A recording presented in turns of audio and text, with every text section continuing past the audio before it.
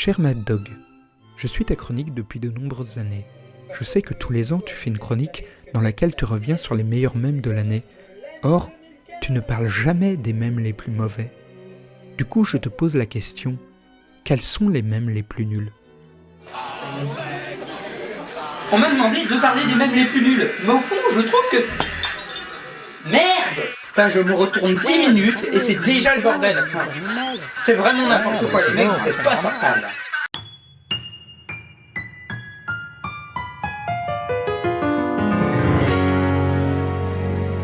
« 2016 est une année qui compte 366 jours car elle est dite comme bissextile. Elle est située entre 2015 et 2017. L'année 2016 aura été marquée par ses grèves, ses guerres, ses élections où le gagnant n'est pas celui que les journalistes auront dit que ce serait celui-là, et ses stars qui continuent de mourir alors qu'on leur avait très bien demandé de ne pas le faire en 2015. Et en 2016, il y a eu des mèmes. Alors voici le traditionnel bilan des mèmes de fin d'année, celui qui fait rager dans les commentaires parce que je n'ai pas parlé telle ou telle chose. En même temps, il faut que j'en garde 5, que je n'ai pas de problème de copyright avec, que j'ai des trucs à dire dessus et des trucs qui vous instruisent. Non, parce que si vous savez exactement de quoi je vais parler et comment, ça sert à rien de regarder la vidéo.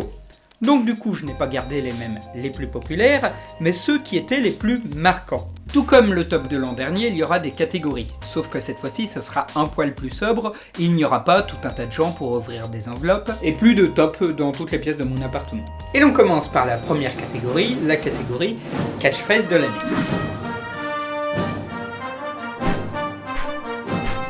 This is fine. Et là vous me dites, mais qu'est-ce que c'est que cette merde ? Or, si je vous mets ça, là vous le remettez un peu. This is Fine est une image tirée d'un comic strip de Casey Green's Gun Show, paru initialement le 9 janvier 2013 et intitulé Pills Are Working ou On Fire. Le gag initial raconte l'histoire d'un chien qui boit du thé dans une maison enflammée. Il explique que tout va bien, qu'il est d'accord avec ce qu'il se passe, que les choses vont bien se passer, et dans la dernière case, il brûle de manière affreuse. À vrai dire, beaucoup de gens ne connaissent que les 2 premières cases décrivant le chien dans la maison, car elles ont été beaucoup repostées cette année. Souvent utilisées sur Tumblr ou Imgur, l'image est devenue populaire car elle décrit une sorte d'inconscience lors d'un moment catastrophique. La popularité de cette image ne fut pas du goût de son auteur. Ainsi, le 25 juillet 2016, lorsqu'elle fut utilisée dans un tweet des Républicains se moquant de l'atmosphère chaotique durant l'ouverture d'une convention du Parti démocrate, Casey Green expliqua qu'il désapprouvait totalement cette utilisation de son dessin. Mais surtout, le 3 août, Green expliqua qu'il fallait rectifier les choses, et il publia This is not fine, une BD dans laquelle le chien finissait par prendre conscience de la situation et paniquer. Les bulles faisant référence à la mort d'Harambe. Il en a aussi profité pour vendre des peluches de sa création. Or, la popularité de ce mème n'est pas due au hasard. S'opposant au Keep Calm and Going On d'il y a quelques années, celui-ci met le doigt sur une impression angoissante que le monde court à sa perte et que tout le monde s'en fout. Que ce soit dans un commentaire politique, écologique, économique ou d'un point de vue personnel, il met le doigt sur les comportements apathiques et sur une forme de communication autour du fait que tout va bien. En cela, il est plutôt parfait pour résumer une année politique que pas mal d'Américains ont qualifié de dumpster fire. Sur ce, on va passer à quelque chose de plus joyeux avec la catégorie icône de l'année 2016. Here come That Boy. Oh shit, what up.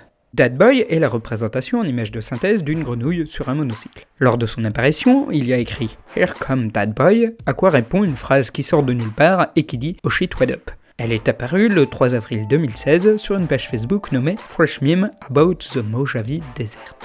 Et là vous allez me dire « Mais putain Mad Dog, pourquoi tu nous parles de ce mème ? Il est stupide et personne ne le comprend !» Et c'est moi-même ce que j'écrivais il y a encore quelques mois en disant qu'il n'avait pas grand intérêt et qu'on pouvait pas vraiment l'expliquer. Pourtant, c'est ce que je vais faire. Ironie.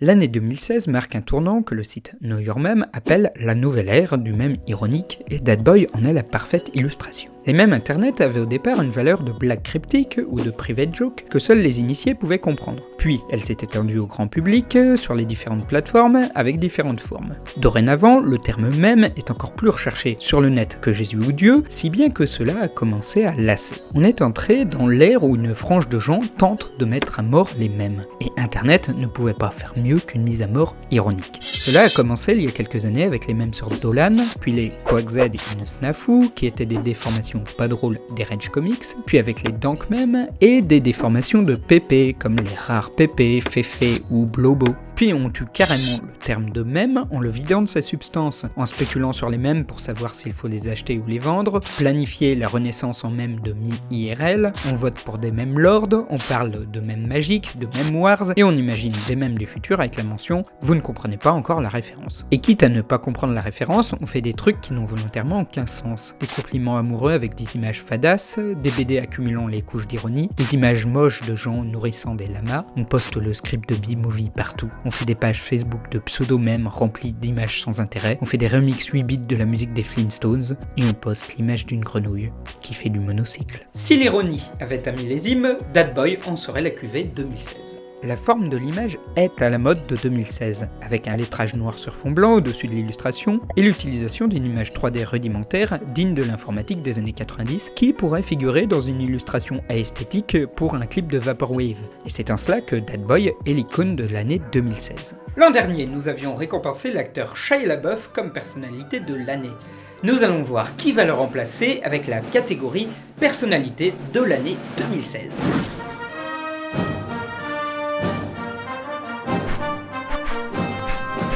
Harambe.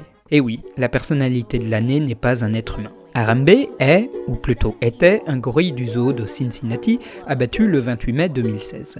Un enfant de 4 ans étant tombé dans son enclos, l'animal semblait avoir un comportement agressif envers lui, et l'un des gardiens du zoo lui a tiré dessus. En écho à cette histoire, des hommages envers le grand singe eurent lieu au premier et au deuxième degré. Au premier degré, on trouve les antispécistes, des gens qui estiment que les animaux ont autant de droits que les êtres humains. Ils blâment les parents de l'enfant pour leur négligence, le zoo pour leurs réactions violentes, et la société pour leur traitement d'animaux pourtant classés comme des espèces protégées. Au deuxième degré, on trouve nos amis, les ironiques et les amateurs d'humour noir.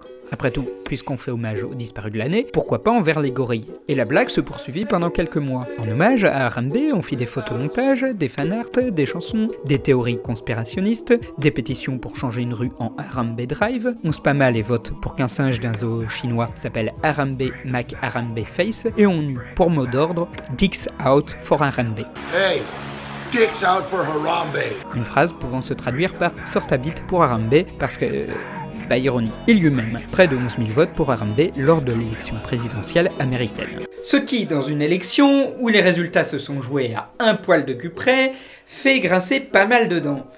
D'ailleurs, la mort d'Harambe a fait aussi l'objet de blagues pas mal racistes. Ce fut en effet l'occasion pour certains de ressortir la blague du « les noirs et les singes c'est la même chose ». Cela démarra avec une confusion entre le gorille et le footballeur australien d'origine arborigène Adam Goodes. Et ça se poursuivit durant toute la durée du mème, d'autant plus qu'on pouvait faire un parallèle vaseux avec les ressortissants noirs qui se font tirer dessus par la police. Même la phrase « Dicks out for Harambe » fut comprise par certains comme une vanne du style « oh, c'est drôle parce que les noirs ils ont un gros kiki ». En septembre, un étudiant de l'université du Massachusetts demanda à que cessent les blagues sur Harambe sur le campus, estimant qu'elles sont racistes et sexistes. J'en étais où, moi? Passons à la prochaine catégorie, la catégorie chanson de l'année 2016.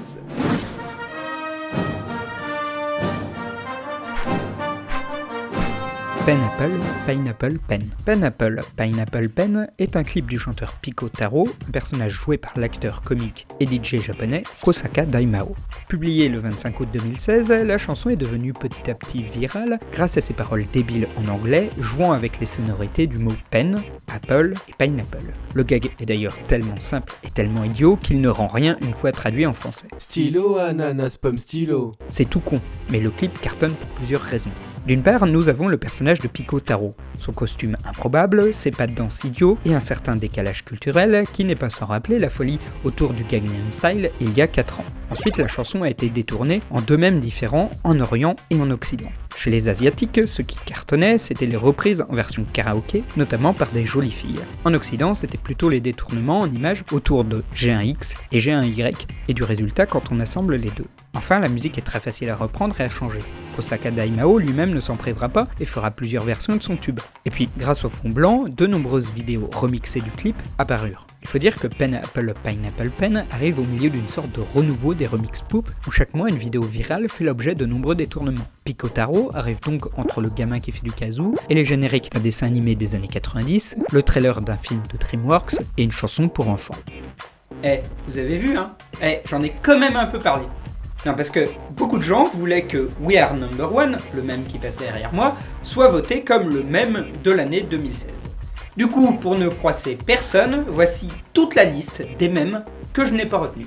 Le dab, une position de danse consistant à se cacher les yeux dans le creux du coude. Bill like Bill, un mème responsabilisant. Le Kazoo Kid, la vidéo d'un gamin tête à claque. L'action de lâcher le micro afin de signifier quand l'on a gagné le débat. La nana qui fait la gueule sur les montagnes russes. Les esthétiques. La mort du mème sur Leonardo DiCaprio qui n'est pas d'Oscar. Le Don't Talk to Me or Mason Ever Again. La chanson Running in the 90s. Les top 10 anime list. La femme qui rigole avec un masque de Chewbacca. L'utilisation du To Be Continued. La chanson You Riposte in the Wrong Neighborhood. Le Bob l'éponge des cavernes. Le générateur de Retro Wave. Loi en feu. Les remixes du générique du dessin animé The Nutshak. Sea Wagoner. Les aboiements d'un petit chien. Le Captain Hydra. La Simpson Wave. Les remixes du film B-Movie. La phrase Get in the Bag Nebi. Pokémon Go. Pokémon Soleil et Moon. Les gens déguisés en Pikachu qui dansent. Les remixes de We Are Number One. Et tous ceux que j'oublie.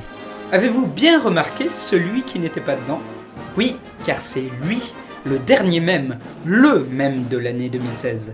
Allez, sans plus tarder, voici la catégorie meilleur mème de l'année 2016.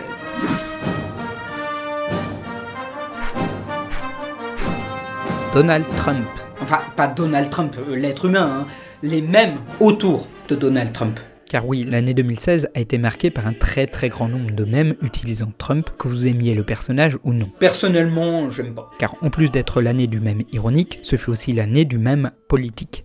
Internet est devenu un élément déterminant dans la bataille électorale aux États-Unis et maîtriser sa grammaire du net est devenu primordial. Ce n'est pas pour rien que les 3 candidats les plus marquants de cette élection furent ceux qui utilisèrent le plus la communication via les réseaux sociaux. De plus, l'utilisation de plateformes comme Reddit ou 4chan fut relativement déterminante pour le camp Trump.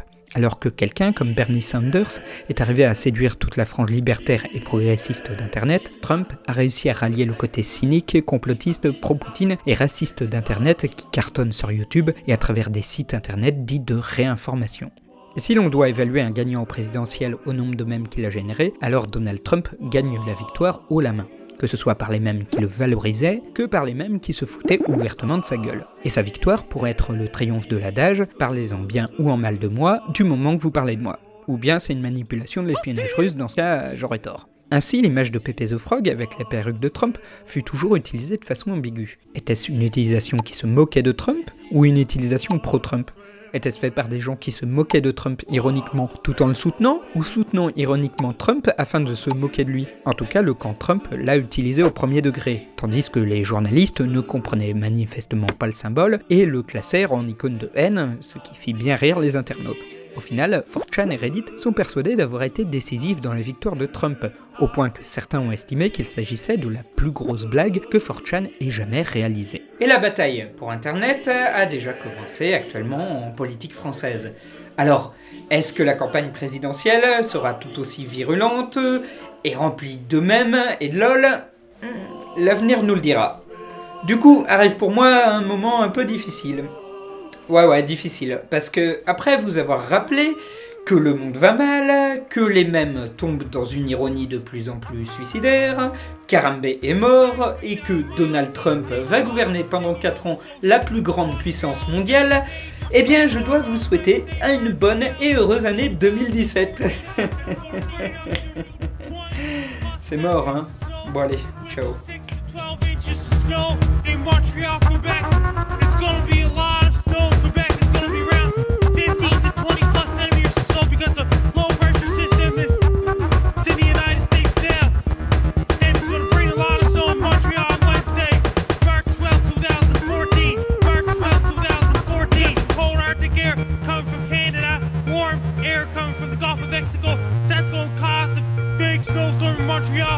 It's gonna bring up 200+ centimeters of snow.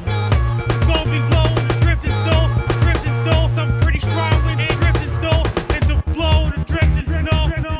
c'est le traditionnel mot de la fin pour vous remercier de regarder mes vidéos jusqu'après le générique. De temps en temps, je parle de mon livre, qui s'appelle toujours 50 icônes du net à connaître pour vous la péter dans les soirées mondaines, et que je vends via Amazon. Voilà, le lien est dans la description. Il m'en reste 60, 70, donc ça va, n'hésitez pas. Tous les gens qui gueulent parce que je n'ai pas parlé de tel ou tel mème, n'oubliez pas, 1, je vais continuer à faire des vidéos. Donc si j'ai pas parlé de tel ou tel mème, bah, j'en parlerai peut-être dans le futur. Et 2, j'ai mon blog qui s'appelle La Chronique Facile du mercredi, et dans lequel j'aborde certains mèmes que je n'aborde pas en vidéo. Donc n'hésitez pas à voir tout ça. Et si vous êtes dingue de ce que je fais, ben n'hésitez pas à vous abonner à la page Facebook, à la page Twitter. Et si vous voulez me donner un petit peu d'argent pour que je continue mes vidéos, eh bien j'ai un compte Tipeee. Sinon, pour les gens qui ne savent pas quoi dire, mais ont envie de laisser un commentaire, poil de coyote. Ceci dit, trêve d'ironie, je vous souhaite très sincèrement une bonne et heureuse année 2017. Portez-vous bien. Petite annonce de dernière minute, je serai en interview le dimanche prochain, c'est-à-dire le 15 janvier 2017, à 20h sur la chaîne de Bartuk Moreau. J'y répondrai à ses questions ainsi qu'aux questions du chat, donc venez nombreux.